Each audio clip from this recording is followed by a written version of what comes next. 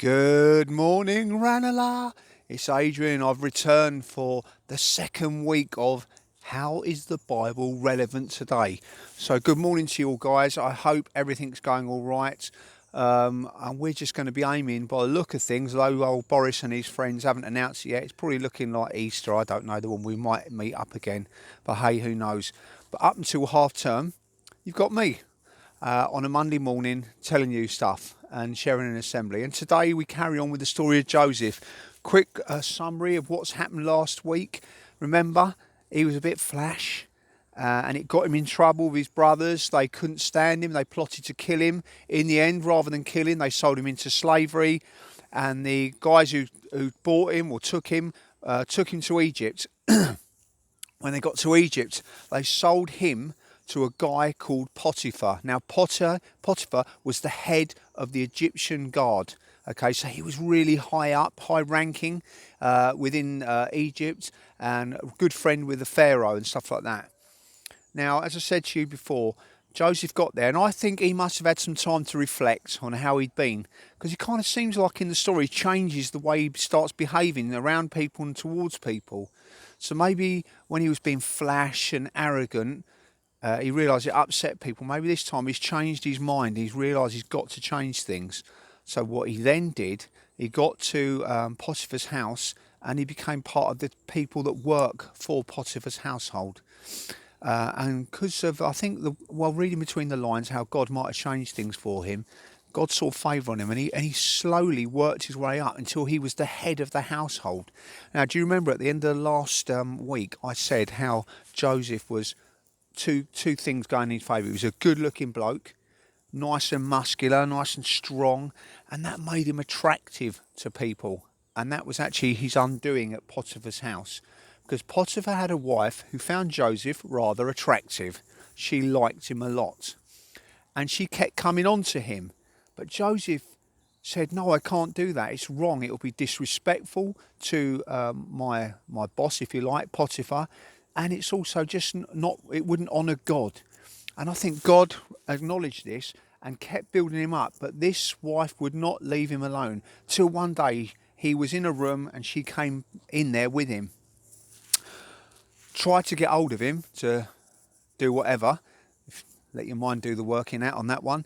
And he ran off, but he left his coat behind. Now, she was not happy that he turned down her advances and has no interest in her, regardless of the fact that he'd given really good reasons not to do it, that it was wrong and it would anger not only Potiphar but God.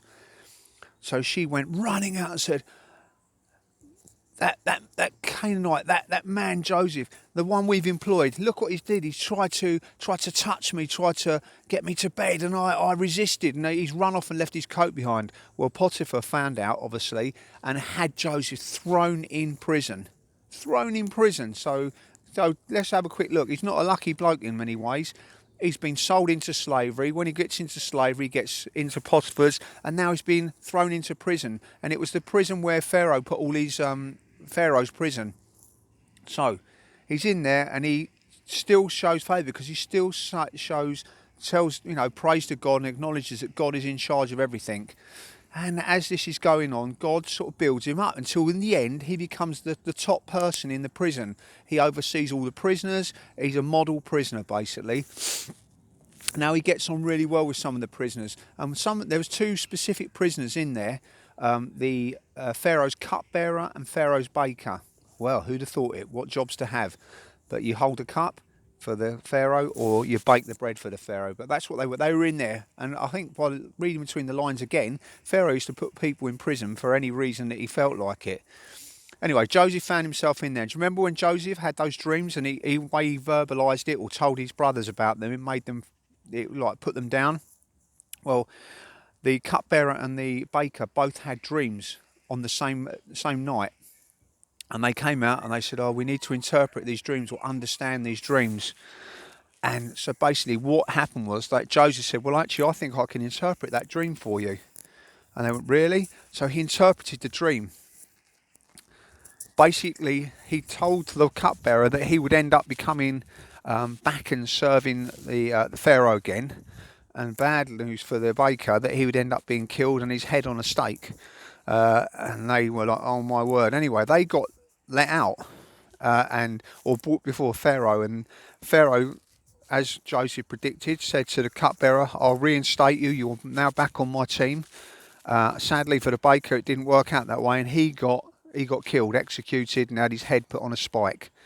Pretty harsh, I think, if you sort of messed up a few loaves of bread. But hey ho, that was life back in Egypt.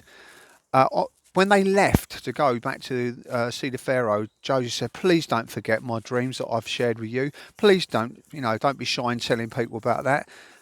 Obviously, the boys, the cupbearer and the baker. Well, the baker didn't have a choice because he didn't. He couldn't tell anyone anything because he was dead.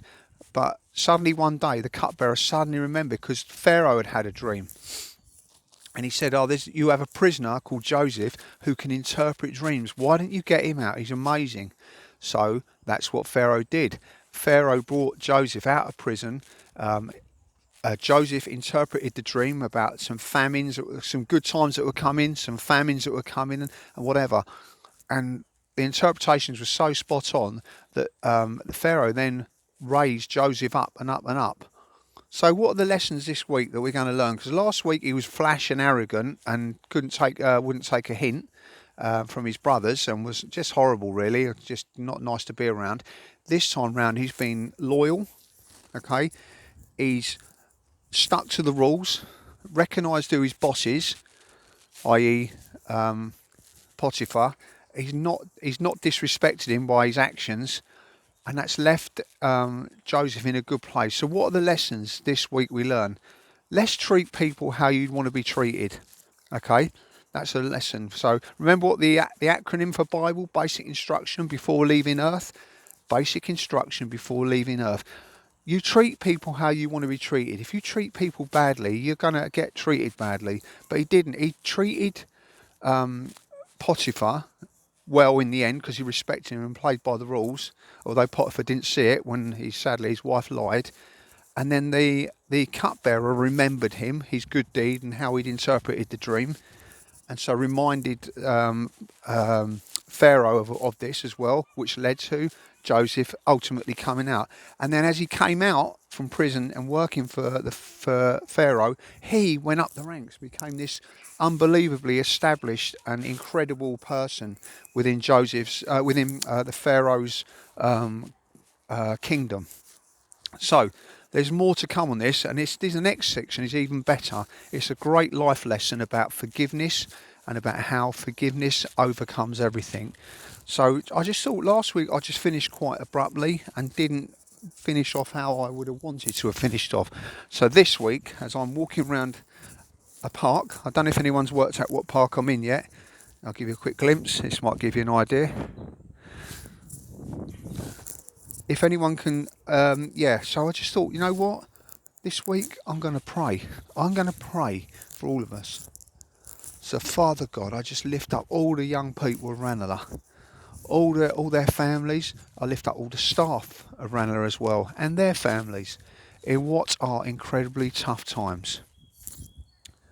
With COVID, with all that's going on in education, with stuff in general in life, with our mental health, with our emotional health, with our physical health for us. I just ask, Lord, that you would be in the midst of all of this, and that those people listening to this would just cry out to you, Lord, and you would answer their prayers. Lord, that the story of Joseph sticks in their heads, that being flash and arrogant isn't the way forward, but treating people with respect and with love and with dignity is the way forward. I just pray, guys, that you'll have an incredible week. I look forward to seeing you all again. I'm seeing some of you in the school when I'm in briefly, but my intention is to see a lot more of you as often as I can. Obviously, with COVID times, that makes it really hard. Take care, stay safe, treat each other with the respect, just like Joseph did, and how you would want to be treated yourself. Take care, have a great week, and remember, basic instruction before leaving earth. You can always go to Genesis, I think Genesis 35, you can read the story for yourself and in its entirety. But next week we cover forgiveness, one of the toughest subjects for many, many people. Take care, God bless, and be good. Oh, and thank you to the the pupil that said they enjoyed my talk last week. Really appreciate that. Thank you. Bye. Take care. God bless.